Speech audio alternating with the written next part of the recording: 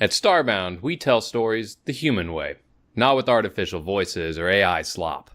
In the end, what's HFY without humanity? Subscribe to keep it this way. My name's Stolarski. Let's begin. Javier Costa stood at the compact chamber's center. 1,000 judging gazes pressed on him, a pressure he found pleasant. The chamber, an amphitheater carved from a single gravitationally stabilized steroid, showcased masterful engineering. Tiers of delegate pods floated in silent, concentric rings around the central dais, each a bubble of bespoke atmosphere and competing agendas. Before him, the Rylac Ascendancy's emissary Dresh stood rigidly still. Dresh was a magnificent example of his species, a towering hexapod with a segmented exoshell built for high-gravity environments. The chamber's ambient light gleamed in oiled bronze on his hardened plating. He crossed his two heavy primary forelimbs over a thorax broad enough to land a shuttle on. He kept his two smaller, multi-jointed manipulator limbs retracted within recessed grooves, a gesture of formal contempt. "Know this," Dresh thrummed, his deep voice vibrating through the dais, a pressure felt in the bones. He spoke with deliberation, holding a data wafer aloft, its surface displaying verification glyphs, authenticating the document. "That, as of this session's commencement, the Terran Federation, through its reckless disregard for established trade covenants and its insult to the Ascendancy's honor in the Corvus Threshold tariffs, has committed an act of intolerable aggression." A murmur rippled through the delegate pods. Javi kept his face neutral, resting his hands at the small of his back. He'd read the official grievance over a tariff on refined helium-3, the galactic equivalent of raising a city over a spilled drink. "Therefore," Dresh's thrum dropped to a register of solemn finality, "invoking the Articles of Martial Recourse, the Rylac Ascendancy does hereby issue a declaration of total hostility against the Terran Federation and all its holdings. Let the celestial record show that diplomacy has collapsed. Let it show that the consequences rest upon the human aggressors' heads." The murmur died. The low hum of life support filled the silence. War, to the Stellar Compact's ancient members, represented a failure of protocol conducted with solemn rituals of regret. They expected the human, the upstart representative from Sol, to plead, to bargain, to show the appropriate shock and fear. Javi Costa broke decorum with a wide, genuine grin. The grin shattered the room's solemnity. Several delegates recoiled. Emissary Dresh's resonating plates went slack. His composure cracked for a fraction of a second.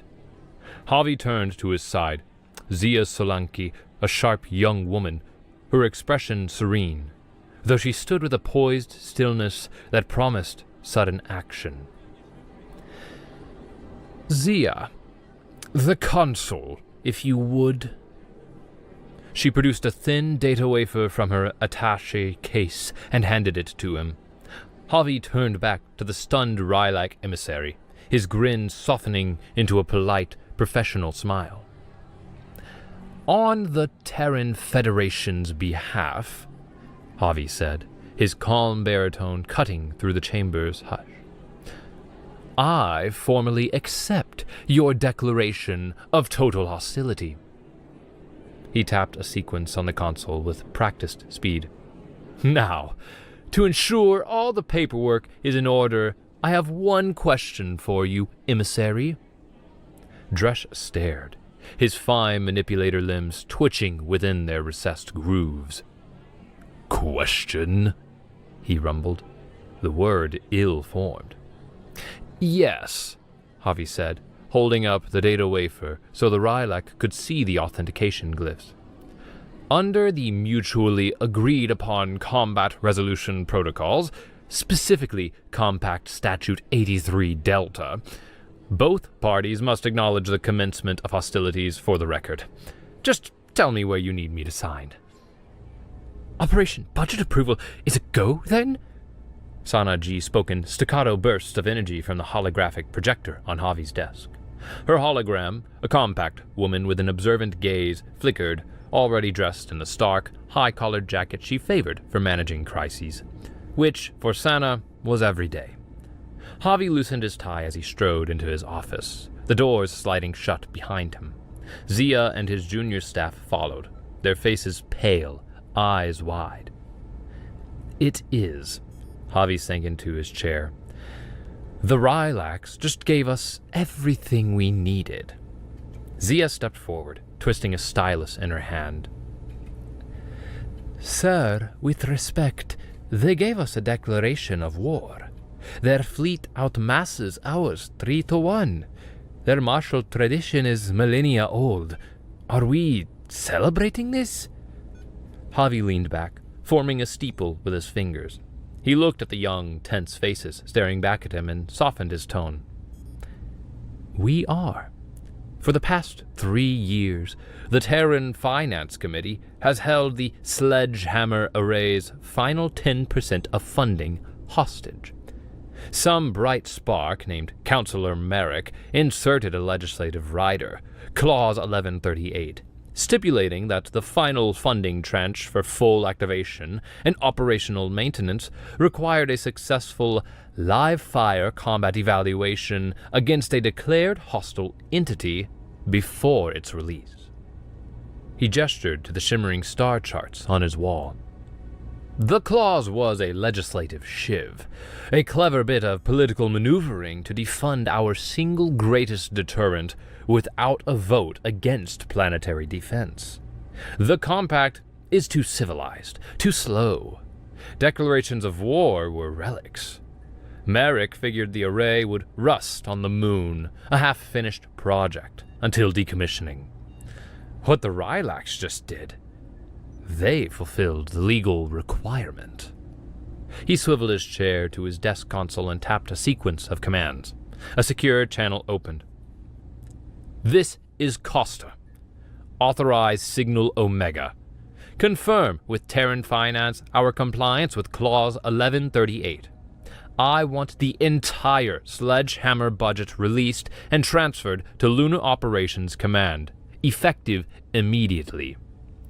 And tell them I want Appendix C-12 fully funded and activated on my mark. I expect immediate compliance. He cut the channel and turned back to Sana's hologram. Well? Activating the Rylac contingency file, Javi boy, she said, her fingers typing across a virtual keyboard, data streams scrolling past her. I've drafted the first press release. Terran Federation regretfully accepts Rylac challenge, pledges swift and humane resolution. Press release 2. Humanity invokes right to self-defense under compact law. I'm framing this whole thing as a public safety demonstration, a controlled live-fire event. I'm taking the war out of it, turning it into a technology debut. A technology debut? Zia asked. The best kind, Sana chirped.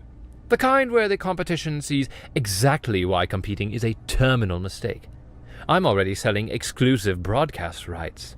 I have a short list of embedded journalists ready to invite.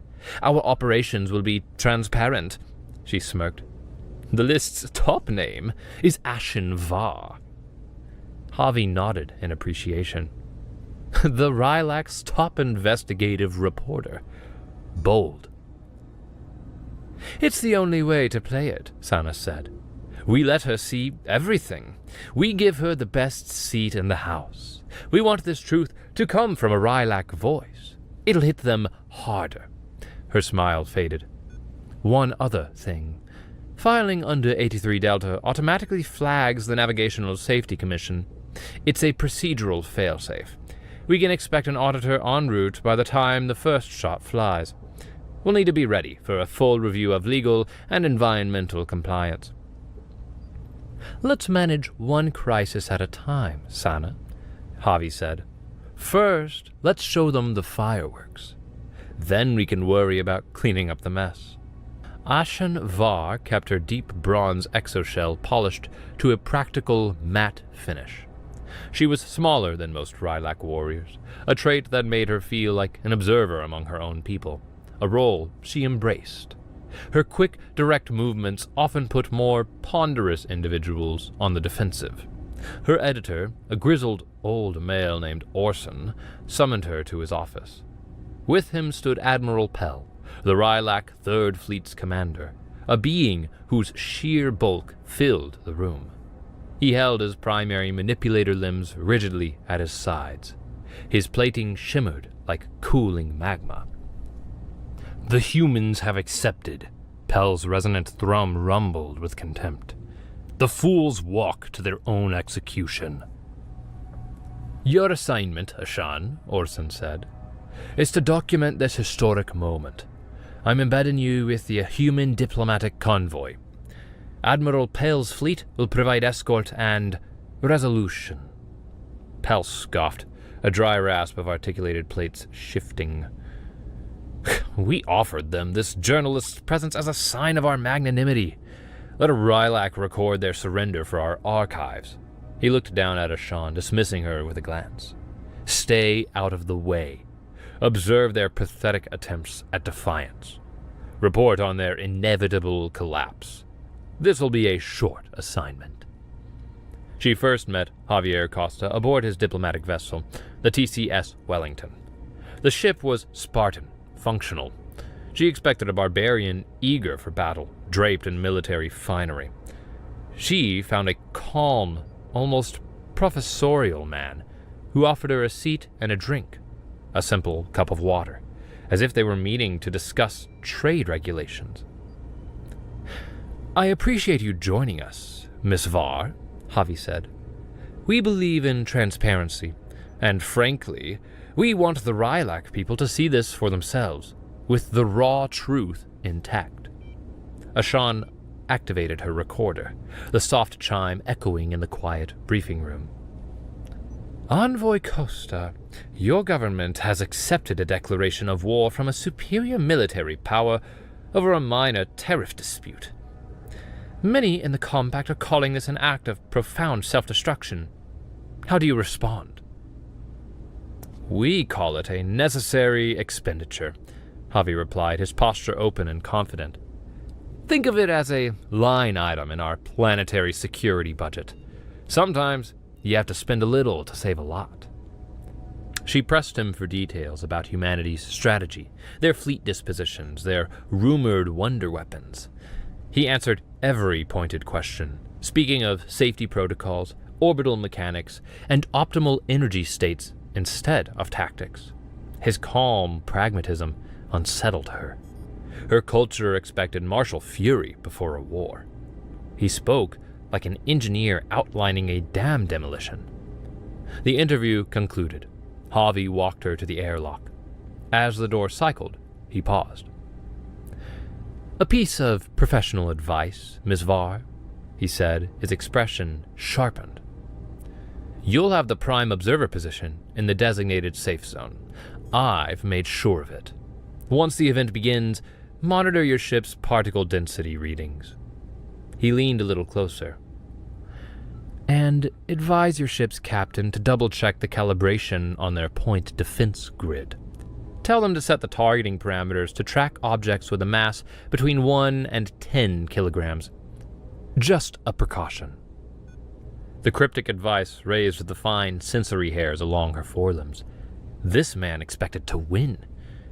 He worried about splash damage. The Tiffin 12 system was a gravitational dead zone, a remote K-type star orbited by gas giants and a belt of raw, unexploited planetoids. The system's isolation provided the perfect stage. The Rylak battle fleet punched through space-time in a series of silent, violent ruptures. Dozens of warships, brutalist wedges of armor and weaponry, emerged from their wormhole transits and arranged themselves in a threatening crescent around the system's innermost planetoid. The flagship, the Ascendancy's Wrath, a kilometer-long Titan, mounted an arsenal of plasma cannons and kinetic launchers on its hull. Aboard the TCS Wellington, Javi watched the display in the holotank. The Rylac vectors shone as bright red lines that trailed angry comet tails of projected fire across the battle space. His own ship, and Ashen Var's media vessel, appeared as tiny blue icons tucked into a Lagrange point, a designated safe distance away. A communication request chimed. Admiral Pell's image materialized above the holotank. His upper manipulator limbs flared wide. "Envoy Costa," Pell's resonant thrum filled the bridge. "You see our strength. The Ascendancy's might arrays against you. This is your final opportunity. Surrender your vessel and your person unconditionally, and we may yet spare your homeworld the consequences of your folly. The entire galaxy will see you break." The broadcast fed live to the stellar compact. 1 billion beings watched. Javi glanced at the chronometer ticking down in the display's corner. Sledgehammer entered its optimal firing window. His lips curved into a slow, predatory smile. He keyed his comms, a direct, encrypted channel to a facility buried deep in Shackleton Crater on Earth's moon. "Luna Control, this is Costa. Threat posture confirmed. Final authorization is green. Execute on my mark." A calm, female voice answered. "Copy that, Wellington. Luna Control is green across the board. Standing by for your mark." Javi opened a direct channel to Pell's flagship. He spoke in a steady, conversational tone. "The time is now, Admiral." A beat of static, and then Pell's thrum crackled with rage at the human's audacity. "Humans want this?" Javi looked at the Admiral's snarling hologram, then at the fleet arrayed against him. He considered his species' history of struggle and defiance. That weight settled on his shoulders, a familiar mantle. "Yes." Deep beneath the lunar surface, the Sledgehammer Control Center hummed with its crew's quiet focus. Humanity designed it to resemble a planetary science mission control, a space filled with engineers and physicists rather than soldiers. The massive central screen showed a web of telemetry data, orbital diagrams, and power conduits, all rendered in cool blues and greens. Only the icon for the confirmed hostile fleet glowed red on the board, a distant and abstract threat. Director Kenji Ito, a man with a placid demeanor and a mind that saw orbital trajectories as intuitive, flowing lines, presided over the operations floor. His calm murmur steadied the crew. "Propulsion, confirm energy charge state." "Charge state is nominal at 100%, Director. Capacitors are green." "Guidance, confirm final trajectory solution." "Trajectory solution locked. We are go for Tiffin 12, center mass." "Interlocks, final safety check." "Safety's disengaged. Firing authority rests with you, Director. The board is yours." At her console, Alina Orlova, a junior technician on her first live fire sequence, felt a tremor in her hands just above the plasma screen. She was 24 years old. The system's weight under her command felt immense. Her supervisor, a woman with graying hair named Maria, slid a cup of coffee onto the console beside her. "Breathe, Alina," Maria said, without looking away from her own board. "We've run this sim 412 times. You know this sequence better than your own name. The system has triple redundancy. The trajectory is solid. Just trust the models. We've proven them." Alina took a shaky breath, then another. The trembling stopped. She nodded, her focus returning like a sharpened lens. Director Ito watched the countdown clock hit 0. "Execute," he said. At the fire control station, 2 operators turned their authorization keys in unison. A green light illuminated a single guarded stud. The primary officer pressed it, closing the final circuit. Only the control center's hum broke the silence. A flow of green telemetry on the main screen gave the only indication of action. 24 status indicators flipped from standby to launched. On the moon's surface, within 24 different craters, massive electromagnetic rails, kilometers long, surged with power. 24 projectiles-dense cylinders of braided tungsten, each the size of a grain silo, nicknamed hammers, accelerated from a dead stop to a tenth of light speed in less than a second. They departed in utter silence, dark needles threading the void. The shot was away. Travel time to target, 38 minutes. Aboard the Wellington, Javi instructed his communications officer to open a channel back to Admiral Pell. "Admiral," Javi said cheerily, "while we wait, could you settle a debate we've been having on the bridge? Is it true Rylak composers originally created the epics of Dresh the Great as percussive poems for drumming out on a rival's plating?" Pell's hologram stared back. His whole posture tightened with disbelief. "That is classified cultural information," he grunted. "Fascinating," Javi mused. "You know, it reminds me of old Terran sea shanties. Entirely different purpose, of course, but the rhythmic imperative is the same. It speaks to a universal truth about..." He talked on, his tone a soothing, infuriating drone, discussing the weather on Terra, the philosophical implications of wormhole travel, and the challenges of brewing a good cup of coffee in zero-G. Pell's replies grew shorter, clipped. Stress lines appeared along his exoshell's joints. Javi treated the entire military confrontation as a tedious delay before a business meeting. On her media vessel, the Truth's Witness, Ashen Var reported live, her voice even and her phrasing direct. She described the Rylak fleet's overwhelming force, the lone human diplomatic ship's calm defiance. She relayed Javi's conversation with the Admiral. Her military analysts, piped in from the Rylak homeworld, sounded baffled. They speculated about a new type of electronic warfare, some psychological trick, a hidden energy weapon. The possibility that the humans were waiting defied their tactical models. Then, Sana G's broadcast cut into every public channel across the compact. She appeared, professional and confident, from a studio on Earth. "A good session to all our viewers across the stellar compact," she said, her voice crisp. "For those of you just joining us, you're watching the Terran Federation conduct a profound commitment to stability and deterrence, demonstrated through a legally mandated safety test of its primary planetary defense system." A polished media package played, showing the Sledgehammer project's history. Animated graphics detailed the physics of kinetic impact. Interviews with smiling, confident engineers talked about safety protocols and fail-safes. The presentation framed the weapon as a marvel of engineering, a tool designed to ensure peace. She sold the weapon before it even hit its target, defining the narrative on her own terms. She ended the segment with a pleasant sign-off. "We believe in deterrent through a show of force that targets infrastructure, preserving life. We now return you to our live coverage of the demonstration." The first sign flickered on Ashan's sensor board, a proximity alert. She zoomed in on the telemetry. 24 distinct signatures, closing on Tiffin 12. Their velocity vector appeared as a near vertical line on the display. The signatures showed cold, inert masses. "Sensors, report!" the Rylak captain on her ship's bridge snapped. "Multiple inbound contacts! High velocity!" the sensor officer replied, his voice tight with alarm. "Purely kinetic signatures, cold and inert." On the main view screen, the moonlit Tiffin 12 hung in space, a pockmarked gray sphere. It existed for 4 billion years.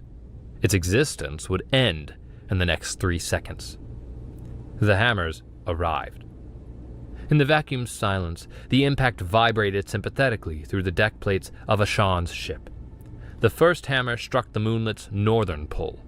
The rock collapsed inward, the kinetic energy delivered in a single catastrophic instant, turning the moonlet's core into superheated plasma. A fraction of a second later, the other 23 hammers struck in a calculated pattern across the moonlet's surface. A web of incandescent white cracks spiderwebbed across Tiffin 12 in a blink.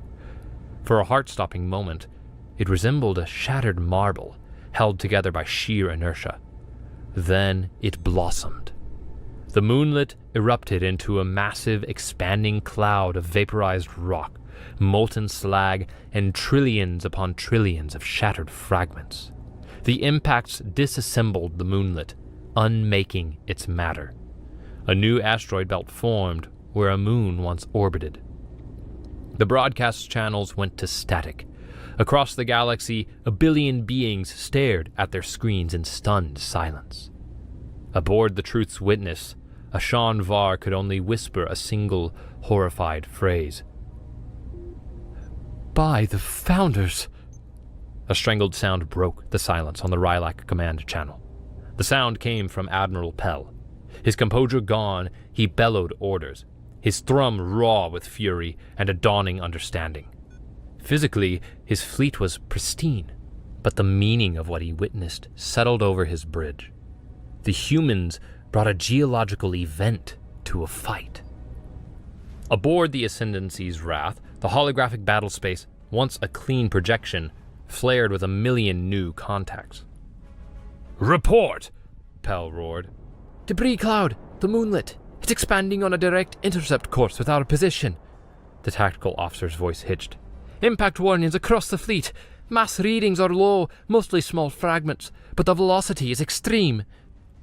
A high-pitched ringing sound filled the bridge, then another, and another, until it became a constant, percussive roar. The fleet's point defense systems, state-of-the-art laser and kinetic cannons, fired into the approaching cloud. Streams of coherent light and flak rounds shredded the larger pieces of rock, but for every one they destroyed, 1,000 smaller ones followed. The debris cloud, its trajectory calculated by the humans weeks before, washed over the Rylak fleet. Cosmic sandblasting scoured their ships. The ship's powerful shields flared, deflecting every individual impact, but the sheer volume of micro-impacts overwhelmed them.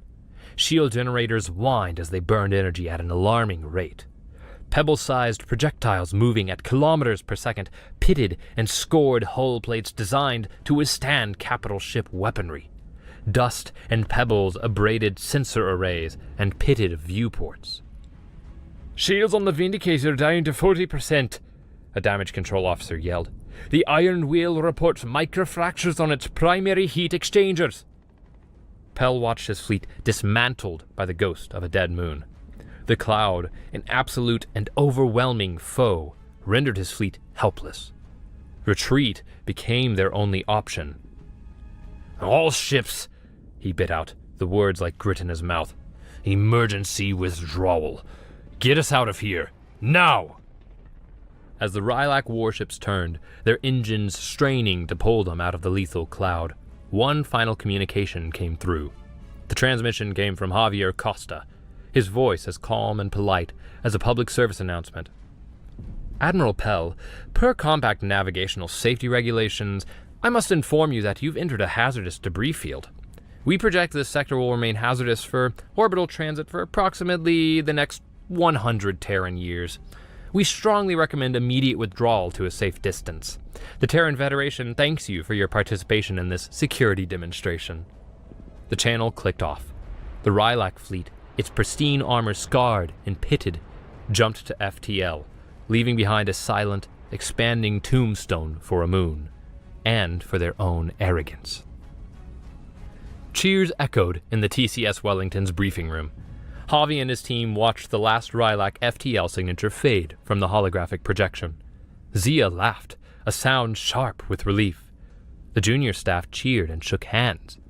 Sana's hologram appeared. She wore a triumphant smirk. "The shortest war in galactic history," she declared. "Total duration, 38 minutes of travel time, 90 seconds of sandblasting. Both sides emerged without a single casualty. Finance confirmed the full budget release. Councillor Merrick has apparently locked himself in his office and refuses all contact." Public data streams flooded with satirical pictograms and looping vids.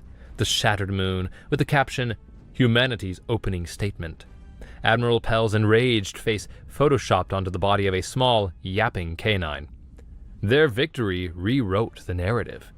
Earth became the quiet neighbor with an enormous dog. A proximity alert cut their celebration short. A vessel approached on a standard diplomatic vector. The ship was a long, slender, compact vessel, colored the muted gray of official business. "Incoming vessel," the comms officer announced. "It's the Steward, registered to the Stellar Compact's Environmental and Navigational Safety Commission. They're hailing us." Javi's smile faded. He straightened, on guard. On screen. The screen showed a Varen. He was tall and willowy, with smooth ash-gray skin. Large pleated membranes flared from the sides of his head, sensing subtle shifts in air pressure and vibration, giving him an uncanny, still presence. His eyes were small and milky, almost vestigial. "I am Senior Auditor Idris Kell," the Varen said. He spoke in a low, formal tone, a soft, resonant hum that dampened the room's sound. "Envoy Costa, pursuant to the Cosmic Commons Treaty, Article 9, Section 4, I am here to inform you that the Terran Federation faces formal investigation for the willful creation of a long-term, wide-area navigational hazard." A cold weight settled in Javi's gut. The gravity of Sana's warning returned. Idris Kell regarded him with an impassive gaze. "I am impounding all sensor logs, telemetry data, and mission records related to this demonstration. I am also placing the sledgehammer array under compact review pending my investigation's outcome. The hostilities have ended, Mr. Costa. Your legal troubles are just beginning." Idris Kell worked in silence. In his office aboard the Steward, he reviewed the data from the Tiffin 12 impact. Holographic displays bloomed around him, silent battles of orbital mechanics and particle distribution models. The data showed billions of tons of debris, a lethal ghost swarm scattered across primary transit lanes, a navigational hazard that would persist for a century. His face remained impassive, but a minute muscle in his long, slender neck twitched. His aide, a young Kelpian named Nomi, entered the room, her articulated footsteps a soft chime in the silence. "The preliminary models are complete, Auditor." Idris remained facing the holograms. "And?" "Worse than we projected," Nomi said. "The debris field is destabilizing Tiffin 13's orbit. In 50 years, it will likely begin to break apart as well, causing a chain reaction. The entire system will become a forbidden zone." Idris turned away from the holograms, his gaze distant. "A shell of shrapnel around a world. I have seen this before." "Verania," Nomi said in a low voice. "Yes," Idris whispered. "My homeworld had a sky filled with lights, orbital habitats, manufactories, transit stations. A generation ago, a miscalculated asteroid mining operation went wrong. It created a chain reaction. Debris struck a habitat, creating more debris. That debris struck a station. Within a day, our orbital infrastructure crumbled into a lethal shell of shrapnel around our planet. It took us 80 years to launch a ship again. 80 years of darkness." He turned back to the display of Tiffin 12's remnants. "I vowed to ensure other species would avoid our fate, be it through malice or the arrogance of playing with geological forces they believe they control." He straightened his posture. "Draft the formal charges," Idris commanded. "Gross cosmic negligence, willful environmental vandalism, reckless endangerment of galactic commons. We will make an example of these humans. We will show the galaxy the consequences of defiling the commons." "A debris field is a hard fact to spin, Javi," Sana said, pacing their legal strategy room on the compact station. "It's a physical fact, beyond narrative or opinion. A giant cloud of 'we broke it' will hang there for 100 years. Kell will have our hides for it." Javi sat at the conference table's head, surrounded by an agitated team of Terran lawyers. He listened to them, letting the anxious murmurs fill the room. Then he cleared his throat. The murmurs stopped. Pull up the full project file for Sledgehammer, he said to Zia. I want everything. Engineering specs, budget proposals, risk assessments. Everything. A lawyer interjected. Envoy, we've been over it. The files are useless to our defense. You missed something, Javi said, holding up a hand. Specifically, I want Appendix C12. The file's title is Long-Term Debris Mitigation and Remediation Strategy. The room fell silent again. Sana stopped pacing and stared at him. A slow, dangerous smile spread across her face. Javi, you magnificent creature. You planned for this. The finance committee that tried to kill Sledgehammer was a stickler for environmental impact reports, Javi said with a shrug. We accounted for every possible outcome. The budget included the plan. His private comms unit chimed. He glanced at the caller ID, Ashan Var. He excused himself and took the call in his office. Her holographic image appeared. Her exoshell seemed duller, and she held herself rigidly. Envoy, she said, her voice a low, formal cadence. They've recalled me. Admiral Pell has classified my raw data feeds from the event and ordered their seizure. He intends to rewrite the official record. And you refused? Javi asked. I am a journalist, she said, defiance sparking in her eyes. My duty is to the truth above the Ascendancy's pride. I've secured my unredacted recordings, the full telemetry. She looked at him directly. They show the Ascendancy's wrath powering up its primary plasma cannons 3 minutes before your weapon impacted. They prepared to fire on your vessel. They planned a first strike. I'm facing treason charges, Ashan continued, her voice unwavering. My career, perhaps my life, is forfeit, but the full story must emerge. I'm transmitting the data to you now. Use it. The data packet arrived, a silent confirmation. He looked at the brave Rylac reporter's hologram, a journalist sacrificing everything for a principle.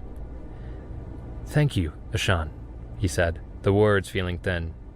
We will remember your courage. This is a professional courtesy, Envoy, she replied, a soft clicking sound coming from her throat as she gathered her thoughts. To the truth. The tribunal began. The compact chamber, once a stage for a declaration of war, became a courtroom. Idris Kell stood on the central dais. His calm posture conveyed righteous authority. He laid out his case, presenting one piece of evidence after another. He showed holographic displays of the projected debris cloud, a swirling vortex of red danger zones overlaying major trade routes. He highlighted the decades-long hazard, the cost of rerouting traffic, the risk of a catastrophic chain reaction. He played audio recordings of civilian pilots, their voices crackling with stress as their ship's computers warned them away from the new, human-made nebula. Novel navigation hazard, one pilot reported. Origin, Terran military exercise. Damn fools. Then, Idris addressed Principal. The sky is a shared commons, he said, his soft voice filling the vast chamber.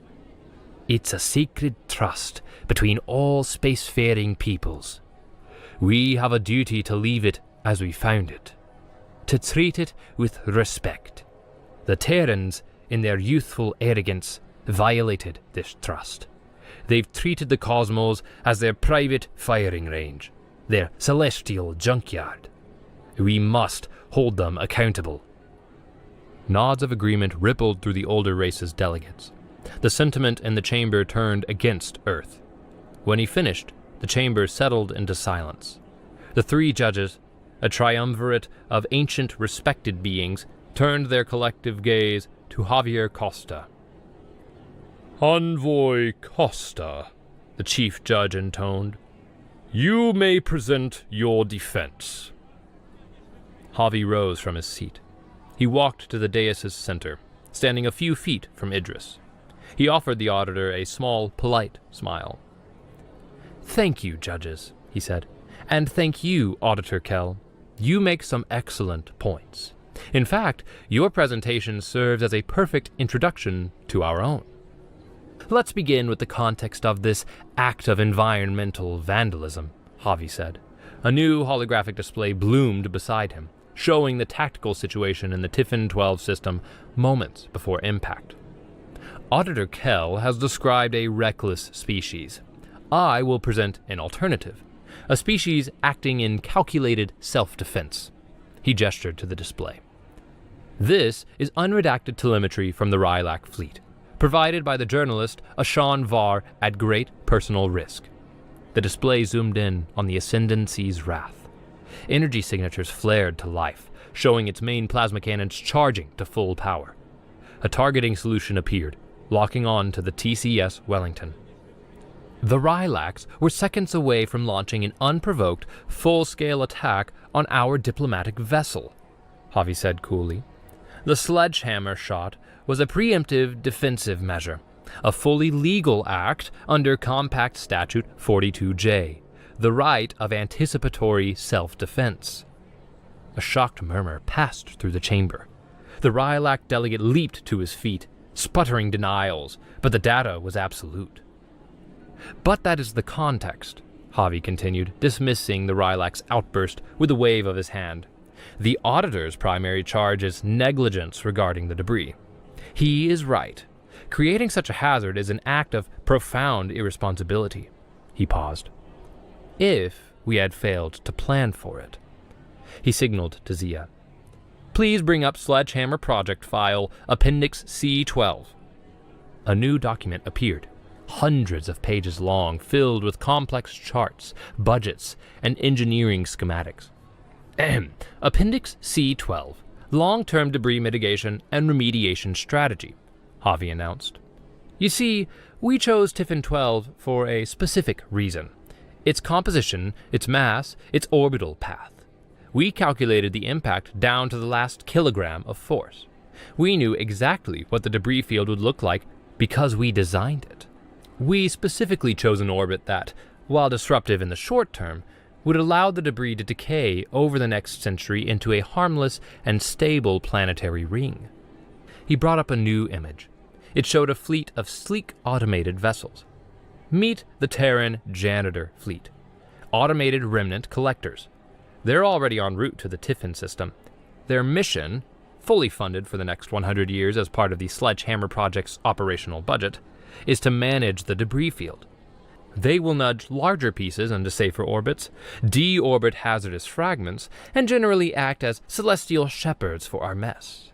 We planned the cleanup with the same care that we planned the explosion. The chamber watched him, silent. Javi stepped back and nodded to Sana, who strode forward.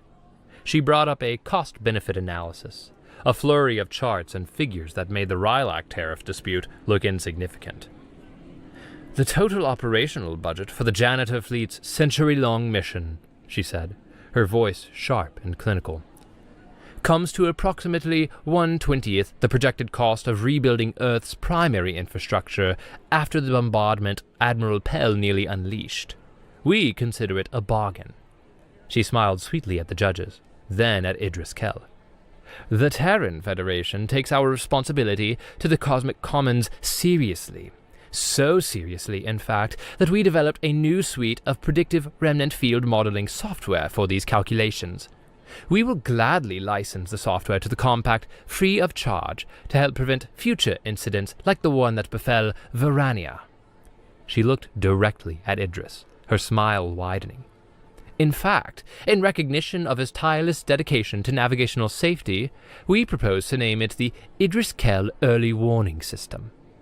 The tribunal was silent, the three judges staring. The judges ruled in Earth's favor on all counts. They formally censured the Rylac Ascendancy for its planned aggression and the subsequent cover-up attempt. The Compact officially recognized the Sledgehammer Array as a legal and terrifying planetary defense platform. After the verdict's reading, as the chamber erupted in a buzz of conversation, Idris Kell approached Javi.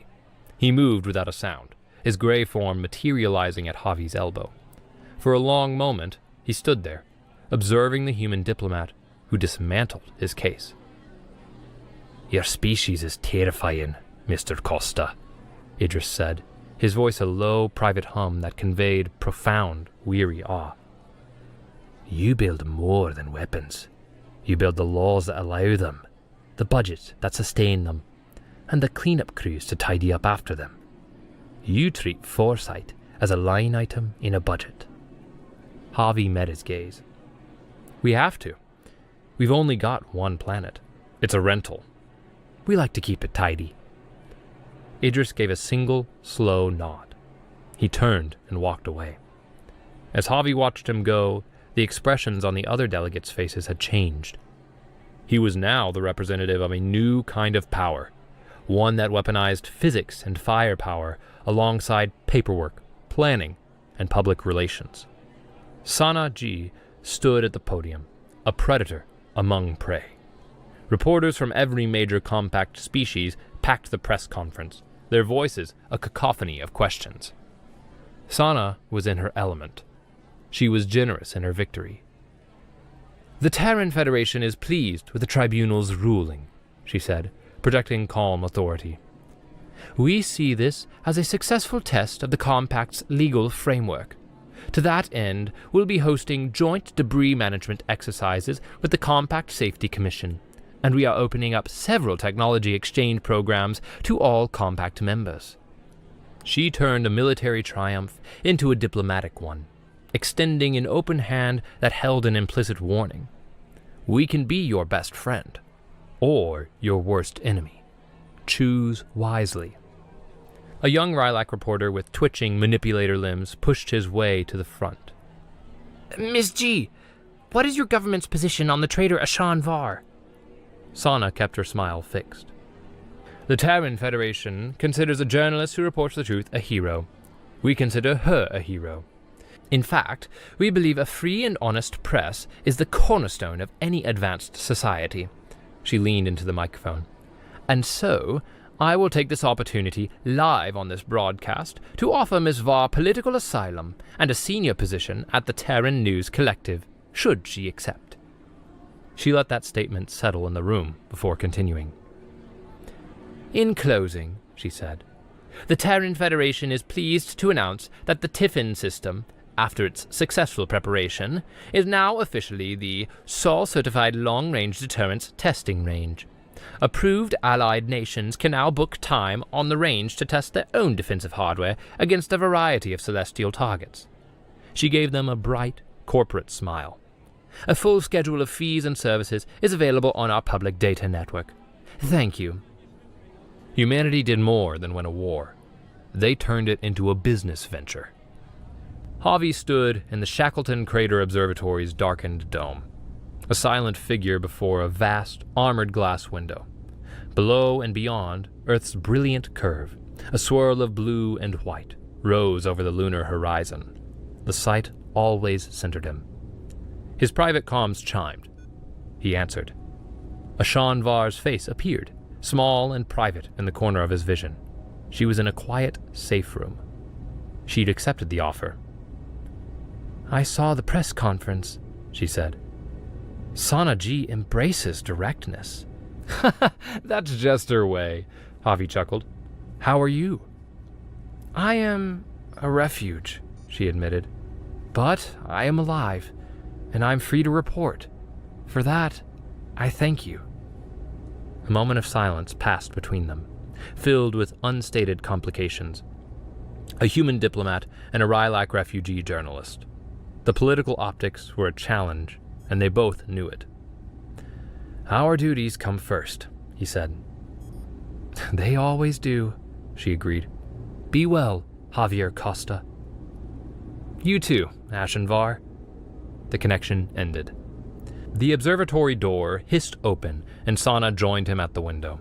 They stood together for a long time, watching the Earth rise, a fragile marble in the infinite black. They won. Sledgehammer was secure. Earth was safe. The galaxy now knew to respect humanity's boundaries. But their victory had a price tag, a chore list a century long.